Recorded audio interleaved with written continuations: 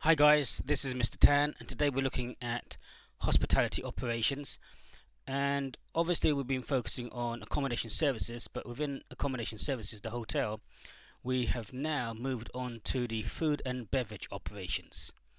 So, the aim of today's session is to appreciate the conceptual frameworks of food and beverage management, to apply conceptual frameworks to the development of food and beverage operations, to understand the structure of food and beverage departments, understand the job roles and responsibilities of the food and beverage managers, restaurant managers, and waiting staff, as well as developing relevant job descriptions applicable to the food and beverage operations. So, a conceptual approach. A concept is an idea. Concepts are often plans or intentions in the way things are done or should be done. So it is important to understand the concepts of food and beverage service. And these include: what are the attributes of the meal experience? What factors contribute to the meal experience? What is the meal journey? How the meal journey can vary dependent upon style of operation, and how the moment of truths meets customer expectations. So, attributes of the meal experience. So, it is generally held that the product of a food service outlet is a meal experience consisting, like other hospitality products, of an amalgamation of tangible and intangible components. So if we think about the product in terms of a physical product, we're talking about the core product and the augmented product. Authors have identified three broad categories of factors which make up the meal experience, and these really include those concerned with customer traits and preferences, those which are directly important in terms of managing a food service outlet, and those which seem intuitively to be attributes or benefits of eating outside the home. So these are the three broad categories which make up the meal experience. So we're going to go into a bit more detail in these. So let's look at the meal experience matrix. So in the meal experience matrix, we have tangible and intangible aspects, and we have the product and the service. So if we look at the tangible product, these include things like the food and beverage product itself, facilitating food, the china, the glass, the cutlery, information, the menu, the process, EPOS terminal, how you actually pay for the food once you've finished. The tangible service includes the actions, the whole process, how long it takes, the speed, the script, and any corrective action that is required during that period. The intangible product includes the atmosphere, the aesthetics, the feeling, the comfort. And the intangible service includes the warmth, the friendliness, the care, the service, the sincerity in terms of how someone actually comes across. So again, we need to take all these factors into consideration in terms of the tangible and intangible product and service, and the different elements within these sections that combine together to make up the whole meal experience. So when we look at the meal experience, we need to look at the 5-aspect meal model, FAMM, FAMM. So so what are the 5 aspects? The 5 aspects are the room, the meeting, the product, management control system, and the entirety, the atmosphere. But really, it's in the core. You have the room, the meeting, and the product, and then outside these 3 core, the room, meeting, and product, then would come the atmosphere, and then outside the atmosphere comes the management control system.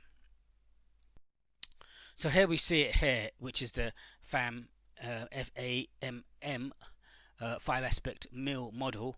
So you've got the room, the meeting, the product. Then outside these three core in the center, you've got the atmosphere, and outside of that, you've got the management control system.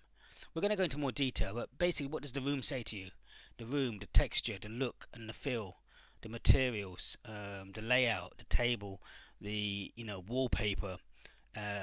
So the look and feel, and the cutlery as well. The meeting, the meeting between the waiters and waitresses, and how they interact with you and how they interact with each other. The product in terms of the food, and the food and how it's also displayed when it is actually brought to you. The atmosphere, what is the atmosphere like? What is the lighting like? What is the feel that you have when you're there? And then the outside of these four items in the center, you have the management control system outside of these. And what is the system, the process, the practices, what actually happens when, at what stage, when do the waiters come to you, how long does it take, and so on and so forth. What is the process? I mean, I can tell you that my sons took me to a restaurant after lockdown about a week ago, and we went to a Chinese restaurant in, was it China? It wasn't a Chinese restaurant. It was a restaurant that sold Chinese food, and they sold Chinese dim sum, and it's a very posh part of London. And when we walked in, we were greeted in terms of we went into the restaurant, but the restaurant had a hallway. So we first went in, we were received. We had to make an appointment beforehand, which we did, and we were received by someone, and they took us down and asked us then if we wanted to take our coats off into the coat room, and we could also give our mobiles out if we wanted to give our mobiles back to them. We didn't want to hold it on us, and then they would give us a ticket for the mobiles, and then they would take us down to our seating, and they took us downstairs, and they guided us, and they sat us down at a table which was reserved for us. So what was the room like? It was it had two floors, the lower level and the upper level. They took us down to the lower level, and the room was very sophisticated. It seemed that it was well packed, and they sat us down and they gave us the cutlery. And when they gave it to us, it was all very, very neat and professional. They gave us a base to put our the spoon and a fork on. They asked us if they wanted various, in the meeting, they asked us what if we would like to sit down, and we sat down. But then in the room, we could see what the room was like. It was very, very nice.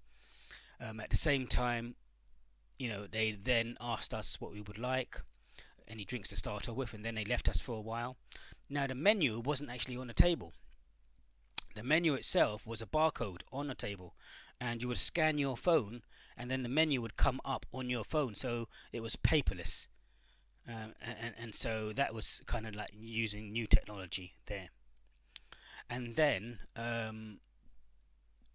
before then the meeting would take place, then they would take our order, and then the products will come, which was the food. Now the food was again very, very well presented. It was dim sum. It was three in a bowl, and we had a variety of different things. And the different dim sum also had caviar on. So they had black caviar and they had red caviar.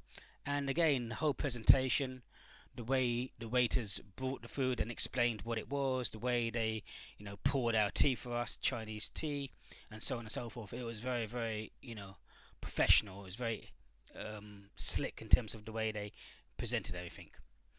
And the atmosphere was very, very good. The waiters were very professional. The lighting was low. It was a nice atmosphere. It was well spaced, and all the waiters and waitresses were wearing masks and so on and so forth. So the atmosphere was very, very nice.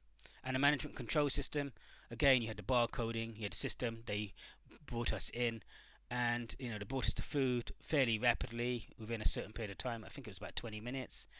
And then at the end of the meal, we asked for the bill, and then they gave us the bill, and so on and so forth. So this whole process, so you can think about the times you have been to a restaurant and what you've actually experienced and what you actually went through in terms of the room, what was the room like, the meeting in terms of the staff and how they took your order and how they presented and how they sat you down at your seats, the product when the product came, what was it like, how was it presented, the atmosphere, what was the overall feel of the place, and then the management control system, how was it all organized, what was the whole process of the different stages. So again, we can all kind of visualize this in terms of the 5-aspect meal model, the FAMM. But we're going to go into a little bit more detail of this anyway. So the 5 aspects, the room, what do we mean by the room?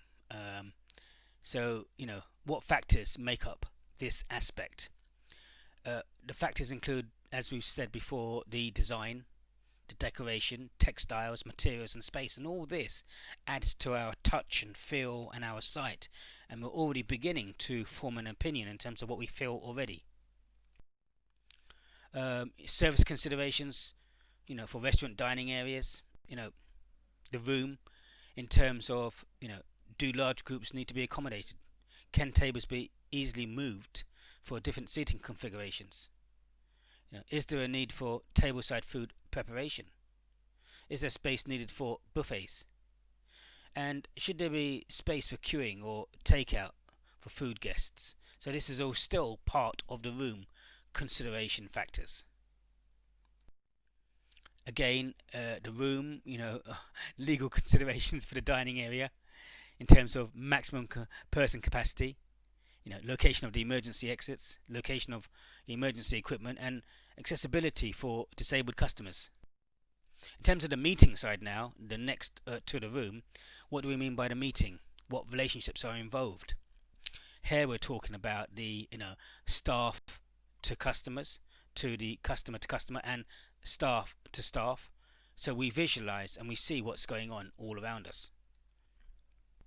So what are the challenges of the relationship between the staff and customers? So these include considerations needed for managing the meeting, style of service, the order of service, the level of staffing needed to make sure that you provide quick, timely service to those customers, but not in a rushed way, depending upon the restaurant that you're going to. Skills of the staff and training needed for staff to provide that level of service for that customer in that restaurant. The meeting, again, legal considerations of the meeting, licensing laws, health and safety in terms of food safety, and the ingredients of food now as well, equality and diversity of the staff. And then we move on to the product. So what do we mean by the product? Requires theoretical and practical knowledge. Why? Visual versus taste. What is their importance? The product considerations includes, what is the restaurant concept theme? Who are the customers? Because you've got to take into consideration the theme and your target customers.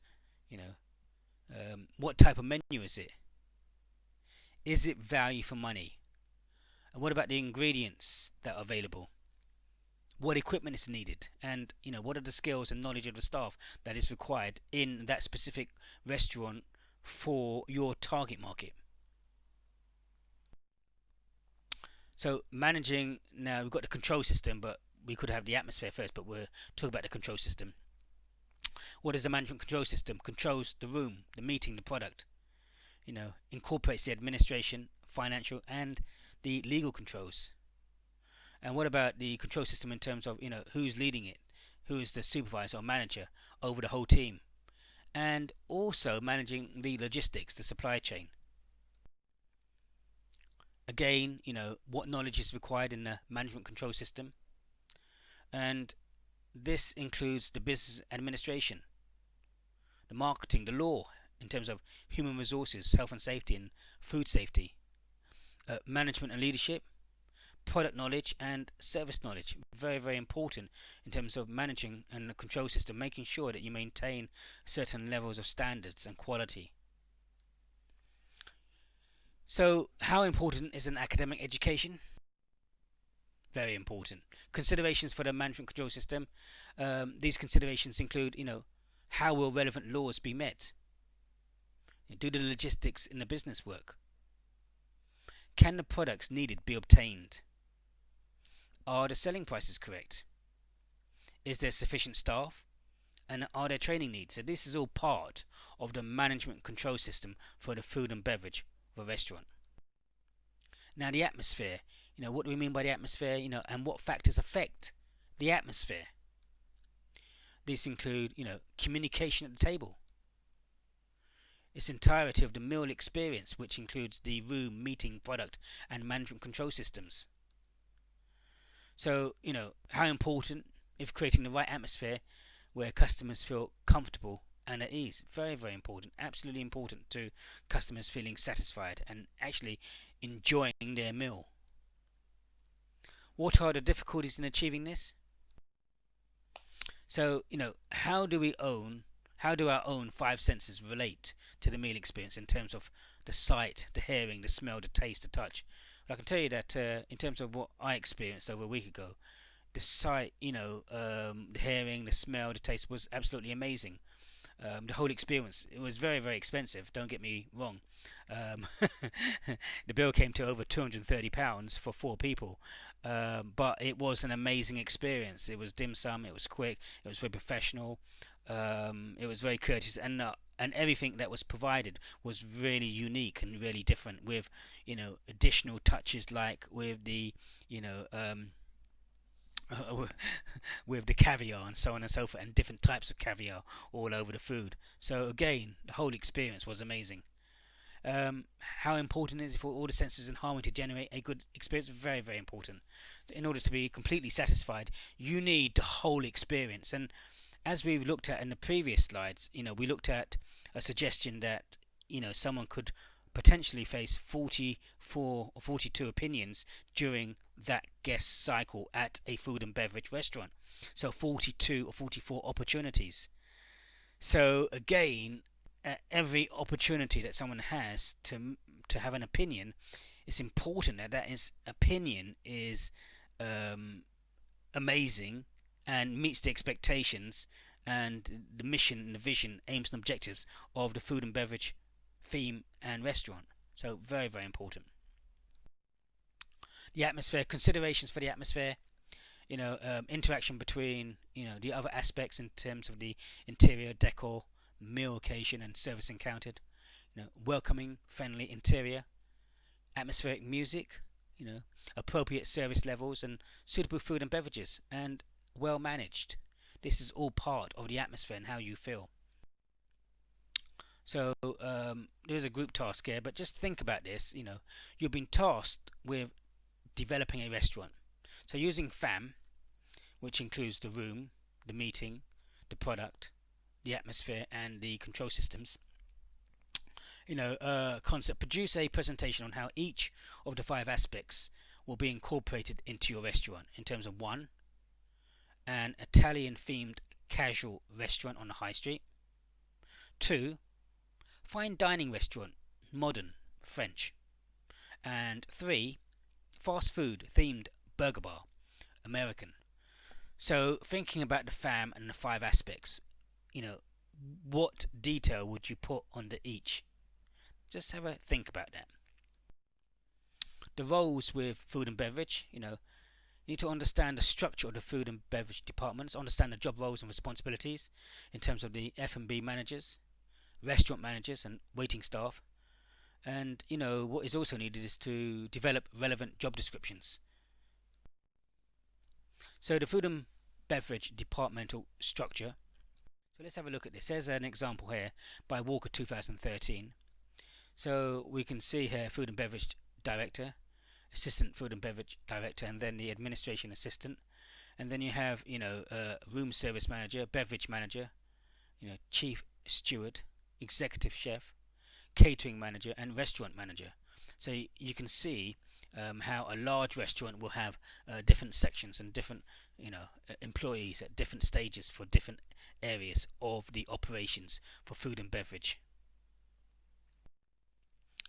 So food and beverage managers reports to the general manager or the operations manager, and we know the difference between the general manager is the running of the long-term future of the business, whereas the operations manager is the day running of the business.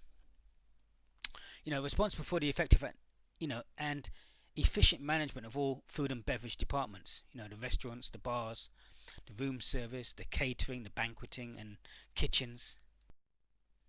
Key responsibilities of the food and beverage manager. Key responsibilities, customer service, leadership, motivation, recruitment, training, budgeting, cost control, delivering products, innovation, and ensuring that legal requirements are met. Typical day of a food and beverage manager. Imagine you are a food and beverage manager for a hotel. Shift will be 9 to 7. Your restaurant is open for 3 services, 6 to 10, 10 to 2 and 6 to 10. The bar is open from 11 a.m. and room service 24 hours. There is a small function at 7 p.m. in a banqueting suite. All departments have shift supervisors. So again, there's a lot to think about as a food and beverage manager, and how do you organize this? So if you can think about this, produce a timeline of how you would plan your day. What would you be doing where? How would you plan this out for yourself? The restaurant manager. What are the main responsibilities of a restaurant manager? These include, customer service, quality standards, marketing, recruitment and training. They include leadership and motivation, financial control, and again, legal compliance. Challenges faced by restaurant managers. These include, meeting sales targets, challenges of the hotel restaurant, cost controls, and meeting budgets. Making sure that you provide a consistent quality standard, and making sure that you have the right staff at the right time that you need, and not overstaffing or understaffing. So staffing issues. Food and beverage employees. What skills are required for a front of house person in the F&B department? Job description. Why are they important? This identifies the business structure and reporting lines. Informative, clear outlines, and everyone knows what is expected. Performance management.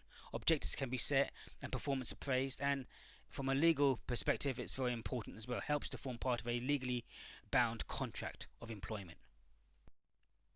Waitress's job description. We're not going to do.